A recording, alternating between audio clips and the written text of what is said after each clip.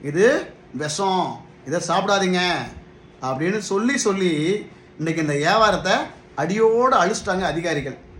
அப்படி என்னங்க உங்களுக்கு மக்கள் மேலே அக்கறை? அப்படி உங்களுக்கு அக்கறை இருந்திருந்தா தண்ணி, கலர் பவுட்ரு, சர்க்கரை, கெமிக்கல் இதெல்லாம் மிக்ஸ் பண்ணி 1.5 லிட்டர் 120 ரூபான்னு ஒருத்தன் வைக்கிறானே, கொக்கோ கோலா, பெப்சின்னு போர்டை போட்டு அந்த கம்பெனியை ரைடு பண்ணி இதை குடிக்காதீங்கன்னு மக்களுக்கு அறிவுரை சொல்லுங்கள். இதை குடித்தா கர்ப்பிணி பெண்களுக்கு கற்பம் கூட கலைஞ்சிடுற அளவுக்கு இது பவர் உள்ள பாய்சன் அப்படின்னு சொல்லுங்கள். அதை விட்டுட்டு கஷ்டப்பட்டு நம்ம விவசாயி விளைய வச்ச பொருளை நீங்கள் விஷம், இதை குடிக்காதுன்னு மக்களுக்கு அறிவுரை சொல்கிறீங்களே. இதை விளைய வச்சு கொண்டு வரதுக்கு 1 வருஷமாக அந்த விவசாயி எவ்வளோ கஷ்டப்பட்டிருப்பான், அவங்ககிட்ட வாங்கிட்டு வந்து விற்கிறதுக்கு இந்த வியாபாரி எவ்வளோ கஷ்டப்பட்டிருப்பான், எத்தனை பேர்ட்ட கடனை வாங்கியிருப்பான்.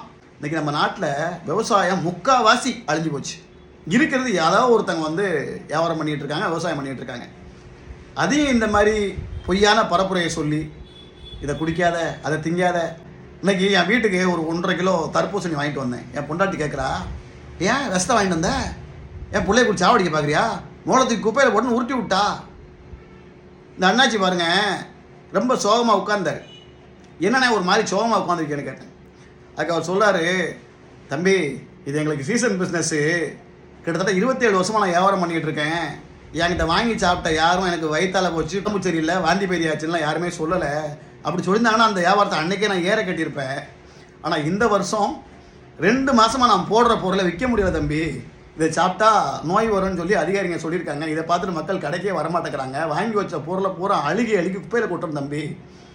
ஏன் தம்பி, அந்த மக்கள் கொடுக்குற 5-10 வாங்கி கஞ்சி குடிக்கிற நான் அவங்களுக்கே விஷத்தை கொடுப்பனா அப்படின்னு அழுகுறாரு. இந்த ரோட்டு ஓரங்களில் வியாபாரம் பண்ணுற ஒவ்வொருத்தரும் மனச்சாட்சி உள்ளவங்க.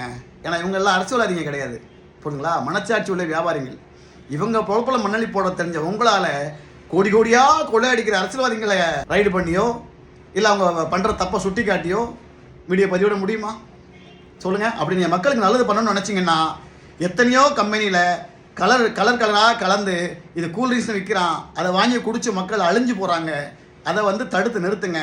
அதை பற்றி விழிப்புணர்வு ஏற்படுத்துங்க. தயவு செய்து நம்ம வியாபாரிங்க வயிற்றுலையும் விவசாயிங்க வயிற்றுலையும் அடிக்காதீங்க. இன்னும் இருக்கிற 10% விவசாயத்தையும் அழிச்சிடாதீங்க.